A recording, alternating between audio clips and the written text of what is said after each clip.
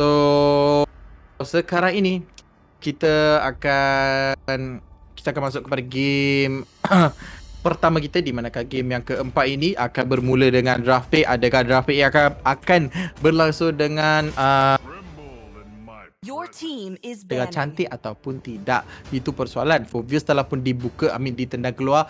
Pembukaan ke arah boleh saja dia akan ban ke arah kemungkinan tinggi rasa I boleh katakan Pakito, Xbox macam-macam ini. Always on the way. Your team is banning. Dan sekarang ini back to the game. Go HHM Monarchy. Guys, jangan lupa guys kat comment section, kalau korang ada apa-apa soalan pasal drafting ke apa-apa, korang tanya guys. Saya ni seorang-seorang je kan. So saya rasa macam kenapa I'm all alone? Janganlah. Kat reality pun alone, kat sini pun alone kan. Saya menangis nanti guys. So jangan lupa komen sangat-sangat penting. Just give me your comment. Saya akan baca. And then kita akan have fun. Kita akan lihat pada gameplay yang akan datang bersama-sama. So saya khas untuk anda kena bersama saya. Saya fans abang. Saya bukan bersama mana lah. Saya pun orang biasa seperti anda juga. Nama you pelik. Nama you pacak lah. Shawarden. So sekarang ini kita akan lihat Foveus, Xbox, Pakito, Matilda dah ban. Memang ban yang biasa, tiada yang luar biasa. Hanya biasa-biasa. Barat telah pun dipilih.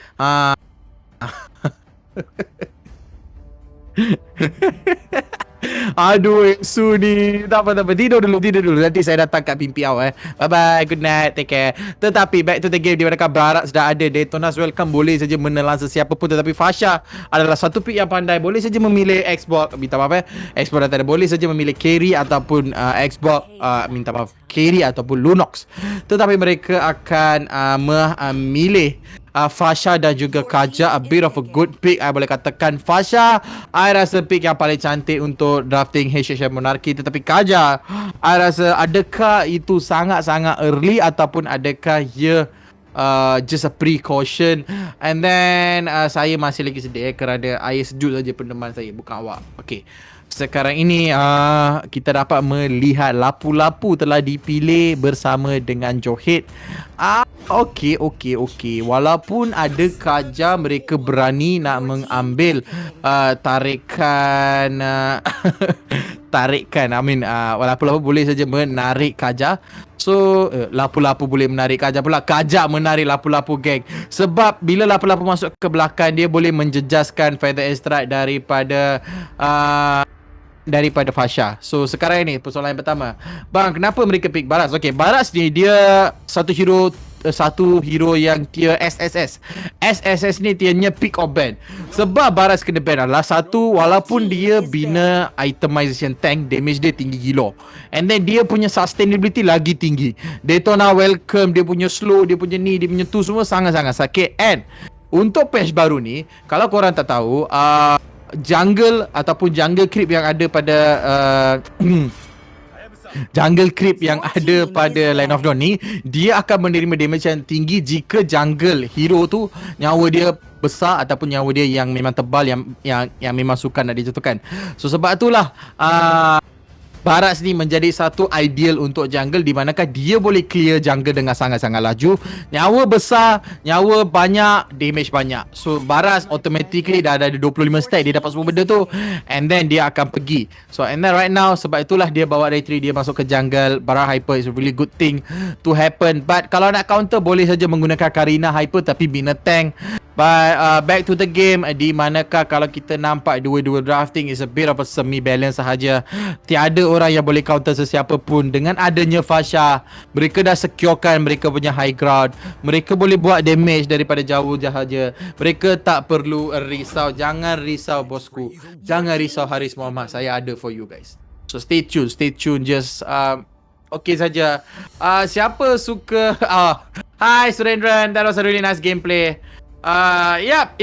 Dia memang gameplay agak cantik, but ada benda yang you boleh improve a bit, positioning, and then berani sikit lah you pakai Cecilion, tak ada back face. Jangan takut, And then timing and yeah, you really did Pel pula. You did really play very well, but yeah, you gotta go a lot more in deep.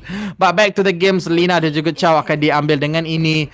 Tiada high ground sebesar seperti Fasha, tetapi HHM Monarchy mereka ada a lot of plus point pada malam ini, di manakah mereka ada Fasha. Dengan adanya Fasha ini, banyak benda akan berlaku, but orang yang boleh cari Fasha hanya adalah 3.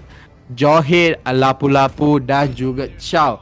Kalau mereka telah pun diberikan masalah ataupun memang suka nak masuk lah guys. So itu I nak kata, kena berjaga-jaga dengan pick-pick sebegini. High ground memang Fasha guys. High ground dah ada Fasha, memang cantik, dia boleh damage daripada jauh, but boleh tak beliau membuat semua benda ini di depan player-player team Terobos? Dan daripada team Terobos kita ada Sanjay, Fate Aiza, kita ada Average, Tatek, Kude, Uki, dan juga daripada HMM Monarchy, Raid, Coco, Burly Jenner, Lost, Falling Apart, Feed. Dan saya akan gigit korang kan kalau korang tanya soalan-soalan macam tu. Tanya soalan mantap-mantap pula. Jangan pula kata kenapa Link tidak di-pick. Saya nangis nanti guys. Actually Link tak boleh nak pick lah sebab ada Kaja. Walaupun Link digunakan, dia akan tarik. So that's it. Kaja pre-secure. So yeah, I boleh katakan handsome lah awak bang. Isekio. Saya tengok. Oh, saya belum lagi dikenakan langgaran daripada Trakun. Kalau aku kena langgaran daripada Trakun, kemungkinan tinggi saya akan diisekai. Tapi kalau saya nak diisekai, saya akan pilih adalah anime yang I akan pilih untuk masuk. So sampai situlah di manakah kita dah memasuki game yang keempat pada malam ini. Siapa yang bakal akan menang? Kemungkinan Coco nak cuba menggunakan Sacred Hammer nak menang tak boleh. Okay, ini soalan yang cantik daripada Neo Kylie. Late game draft siapa kuat bang? Late game draft I boleh katakan team HHM Monarchy ada plus point. Baik, itulah dia. HHM Monarchy telah pun dapat satu pick off yang agak cantik pada kali di sini. Chow cuba untuk meloloskan diri. Boleh tak beliau meloloskan diri? Datang juga Kaja. Dan itulah dia, Kaja, first blood Burung KFC yang sempat melarikan diri daripada factory. Terus mendapatkan first blood yang agak cantik. Abyssal Arrow dengan cantik telah pun terkena kepada Tigreal. Cuba untuk melontarkan Tigreal ke belakang dan lontaran itu akan berjaya, tetapi dia sendiri akan ditolak ke belakang. So seperti saya kata, late game draft milik pada HHM Monarchy sebab mereka ada Fasha, mereka ada Yuzon, mereka ada Sun. 3 hero menentang mereka untuk terebus late game mereka, Lapu-Lapu and Uki. And Lapu-Lapu, ya, dia boleh bagi damage yang besar, tetapi most probably damage dia akan tak cukup. Yuki, ya, dia punya tankiness is really nice. Dia mengambil concussive blast. I understand, but inilah dia masalah. And just as I said, Uki dah level 4, Lia pada Finn masih lagi level 3. Ini sahaja perbezaan sebab mereka punya drafting ini. So saya kalau di Isekai, saya akan cuba masuk kepada high school DSD. Bukan Boku no Pico itu saja saya boleh katakan.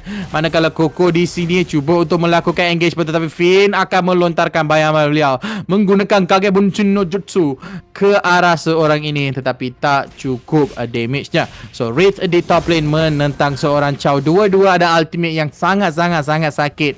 Way of the Dragon, Kaja's Divine Judgment. It depends.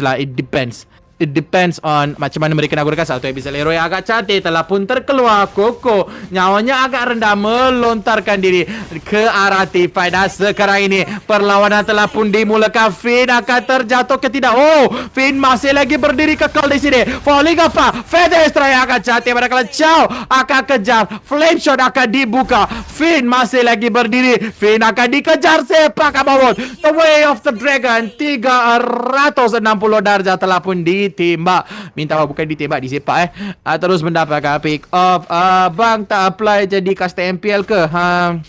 Saya dah apply dah 2 kali. Saya dah masuk final selection, tetapi abang first time buat mistake banyak. Second time final selection tu abang tak buat terbaik. Abang tak prepare apa-apa. Abang terus pergi and then abang teruskan. So dia jadi buruk sikit lah. So dua-dua kali pun mistake abang lah tak masuk kepada MPL. Kalau tak abang dah masuk MPL untuk season 7 dan juga season 8. Mana tengok rezeki Tuhan. Kalau season 9 is my macam mana cakap, is my day, is my season. Maybe I akan masuk balik because I akan apply balik for MPL lagi sekali. But back to the game, satu lontaran yang agak cantik ke arah Koko. Flicker terpaksa digunakan sebab nak mengelakkan kematian. Dia ada implosion, dia tiada flicker. So it's a big sacrifice lah. Saya lupa Azrul Chong. Overflow, ya, mantap sekali kalau boleh overflow. Mantap. Ini saya mantap. Ini saya suka. Tetapi back to the game, Koko akan diberikan di penjaga tinggi. Implosion yang agak cantik. 3 orang telah pun diberikan stun, tetapi tiada orang yang akan dibunuh. Lost falling apart menggunakan Feather Strike, tetapi damage bukan sebegitu besar. Santai sahaja. And back to the game, lihat pada turtle diberikan kepada Flynn. Dengan adanya dia punya Kage Bunshin no Jutsu, Flynn boleh saja meloloskan diri daripada setiap sudut. Dan sekarang ini mereka akan kejar HSM Monarchy. Mereka perlukan satu saja. Mereka perlukan farming berterusan. Dan inilah dia. Rage telah pun diberikan stun, tetapi tiada apa-apa orang ataupun sesiapa pun yang akan dijatuhkan. Abyssal Arrow dikeluarkan, tetapi Koko pula yang terkena. Untuk pengetahuan betul-betul, tengoklah, saya tak pernah lagi tengok High School DxD sebab saya terpaksa sangat lah. Tetapi itu saja biasa. Implosion yang agak cantik terus terkena kepada seorang Johet. Feather Strike akan terkeluar. Oh my god, hampir-hampir sahaja dijatuhkan. Sayang sekali tiada kill diberikan kepada dua-dua tim. Masih lagi 3 menentang 3. Abyssal Arrow CP 1 inci hampir-hampir terkena kepada Lost falling apart, tetapi tidak berjaya. Uki masih lagi dalam sifat pijak dia, belum lagi menjadi kepada menelan-nelan belum menggunakan Detona's Welcome. But Willy Finn memang dah kuat sekarang ini menggunakan Kage Bunshin no Jutsu. Lihat pada damage kepada turret, sangat-sangat sakit. Kalau saya berada di pihak Turbo, saya akan terus cuba untuk trade turret di mid lane. But right now Koko it's really nice. Dia tak boleh nak buat apa-apa. Uki di sini cuba untuk meloloskan diri, kena Abyssal Arrow tapi berjaya untuk menggunakan Sacred Hammer sebelum dia terjatuh di bajaj yang akan cantik. Implosion bergerakkan berseorang, manakala Koko berjaya meloloskan diri lagi sekali. Abyssal Arrow tidak terkena, tetapi Chow dengan Way of the Dragon yang agak mantap telah pun bergerakkan di bajaj yang akan bersama dengan Flynn menggunakan Kage Bunshin no Jutsu, mencari satu demi satu, menjatuhkan Godzilla di sini, dan dia akan kejar lapu-lapu. Root minta maaf, Kurt akan melarikan diri dan Kurt akan dihantar oleh Sun. Ini dah terus akan dijatuhkan. Back to back kill yang agak cantik HSM Monarchy. Mereka punya drafting is really nice. Mereka tahu how to counter. Dengan adanya Demon Hunter Sword di tangan Flynn, dia boleh buat apa-apa yang dia nak. Abyssal Arrow terkeluar, but diorang lupa Fasha is right behind them. Hi guys, daripada Syajah. Hi Azrul Chong. Overflow baru mantul. Overflow, I tak tahulah. I tak tengok sangat anime Overflow DxD. I lebih suka kepada keperitan kehidupan. Faham tak? Anime macam tu. So lihat anime tu boleh menjadi lebih mantap lah. But back to the game. HSM Monarchy sekarang ini akhirnya daripada 1000 gold lead mereka mendapatkan 3000 gold lead. Boleh saja memberikan lebih banyak, but adakah cara mereka dengan betul ataupun tidak? Itu persoalan saya. Back to the game. Abyssal Arrow tidak terkena tepat, but Burly Jenna berjaya untuk mengelakkan benda ini. Okey saja dia orang macam gameplay, tiada masalah. Dua-dua tim masih lagi dalam farming system.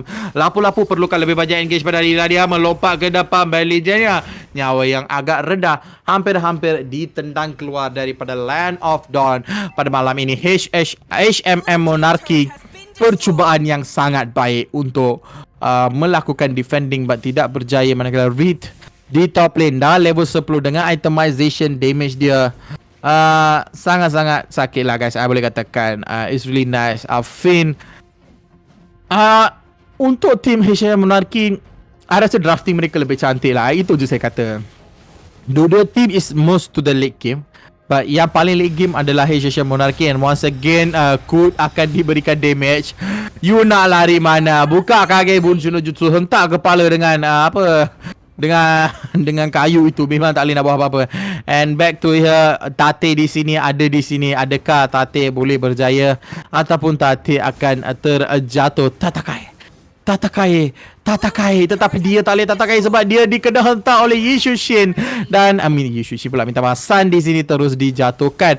Right again, sekali lagi Abyssal Arrow dikeluarkan tetapi tepat pada masa dia menggunakan Kage Bunshin no Jutsu mengeluarkan dirinya daripada stun itu. Finn akan mencari Rash terus lari untuk nyawa beliau. Lintang Pukang. Dan sekarang ini HSM Monarchy mendapatkan lagi satu turret di bottom lane and mereka akan ke arah mid lane ini and mid lane ini pun akan terjatuh dengan lebih cantik.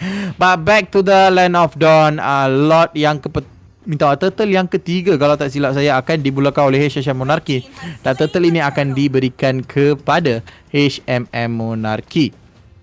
I boleh katakan satu saja, mereka bermain dengan agak cantik and then they are going all out. And right now kita boleh lihat Abyssal Arrow terkena lagi sekali kepada Koko, but Koko is really good. Koko menggunakan 100% yang dia ada untuk melakukan engagement. 5,000 gol yang berbeza, minta maaf 7,000 gol berbeza sudah pun tinggi. Kalau mencapai 3,000 lagi, contoh 10,000 gol berbeza, dia akan menyusahkan sedikit masalah untuk terobos untuk memasuki ataupun memecahkan HHM Monarchy sebab Monarchy mereka betul-betul cantik lah. Mereka tahu what to do and right now sudah masuk minit yang ke-9. Dua-dua team right now is really good. Another Abyssal Arrow telah pun terkeluar but tidak berjaya dikenakan. Buff ini adakah akan dicuri? Nampaknya buff ini akan menghadapi sedikit pergaduhan. Sedikit masalah, sedikit problematik antara dua-dua tim. Siapa yang akan mencuri ataupun mendapatkan purple buff ini? Ia adalah Uki. Dengan adanya Uki, I rasa it is really good. For me, satu saja terobos, tiada MM. I boleh katakan benda itu. Tiada orang yang boleh mengurangkan nyawa dengan agak laju, manakala Flynn di sini nyawanya agak rendah. Dia tak kisah, tetapi itu hanya adalah dia punya bayang-bayang. Tak perlu. Kalau korang tanya bila saya kahwin, saya serius cari rumah korang. Saya atom bomb korang. Serius, tak tipu. Saya paling bom. Serius. Okay, back to the game. Finn terus membuka ultimate-nya mencari kepada Uki. Uki jauhnya sangat-sangat rendah, ditolak ke belakang manakala Tate di sini. Tate pun akan dikejar. Tate jauhnya sangat-sangat rendah. Double kill akan dimiliki oleh Sun. Sun mengejar triple kill. Dan bolehkah benda triple kill? Tetapi triple kill telah pun dinafikan. Dan hampir-hampir dia dapat Maniac. Tetapi Maniac itu pun dinafikan oleh player-player team dia. And right now Sun meloloskan diri and Chow akan masuk ke dalam Land of Dawn. Oh, satu stun yang agak cantik. Step akan 360 degree tidak berjaya. Dan nampaknya Divine Judgment yang berjaya. Flame shot yang agak mantap sekali telah pun dikeluarkan. Dan sekarang ini Crystal sahaja berdiri di sini but unstoppable untuk Kaja mengambil kill dengan sangat mantap. Terus berjaya mendapatkan satu kill dan juga satu inhibitor. Dan sekarang ini Lord akan dimulakan. Kemungkinan tinggi HHM Monarchy akan ada semua yang mereka nak. Syafiqah Ahmad Sabri, Syah support HHM, mantap sekali Syah, keep on supporting. And right now Lord akan dimulakan. Lord akan dikejar. Adakah Lord ini ditumpaskan tanpa masalah ataupun Lord ini akan diberikan kebatian? Dan nampaknya dengan adanya Sun, Lord memang akan milik kepada HHM Monarchy. Lontaran maut daripada Tate tetapi tiada apa-apa berlaku. Lord di mid lane dia akan muncul. Lord akan push di mid lane tanpa masalah, tanpa satu mistake pun. And right now Lord, apakah Lord ini membuat adalah dia terus ke mid lane. Mereka akan push tetapi manakah pihak-pihak team HMM Monarchy? Itu persoalan saya. Lord diberikan secara percuma. Itu je I boleh fikir. But kalau Lord ini diberikan percuma tetapi susah sikit lah. Koko masuk sedikit, dia nak mendapat pick off, tidak berjaya. But apa yang berjaya adalah Lord ini terus membuka peluang untuk mendapatkan dua inhibitor turret. Dan sekarang ini turret akan dijatuhkan demi dijatuhkan dengan adanya Sun. Lihat pada damage itu sangat-sangat mengerikan. And right now mereka akan masuk satu device judge yang agak cantik, ditolak ke belakang dan lihat pada PT Extra tepat terkena pada Finish jadi pada satu kali agak mantap sekali. Explosion tepat ke arah dua orang. Yuzo tepat menurun ke dalam Land of Dawn, kurniakan Black Dragon Form dia kepada tim terobos, terus menjatuhkan satu demi satu. Finn masih lagi hidup di sini. Finn hanya fokus kepada Crystal ini akan milik kepada HMM Monarchy. It was a really nice gameplay. Kalau anda nak menang giveaway seperti saya cakap, jangan lupa untuk follow dan juga like Games My Esport di FBIG. Share live stream ini. Yang ketiga, senang cerita form yang kita selitkan di dalam comment section. Just tekan, isikan and you akan menang. And right now Finn menjadi MVP. Kita tak boleh menafikan kegunaan Sun yang agak mantap. Back to custom cam. I tak ada apa-apa I nak katakan. Yep, that's it.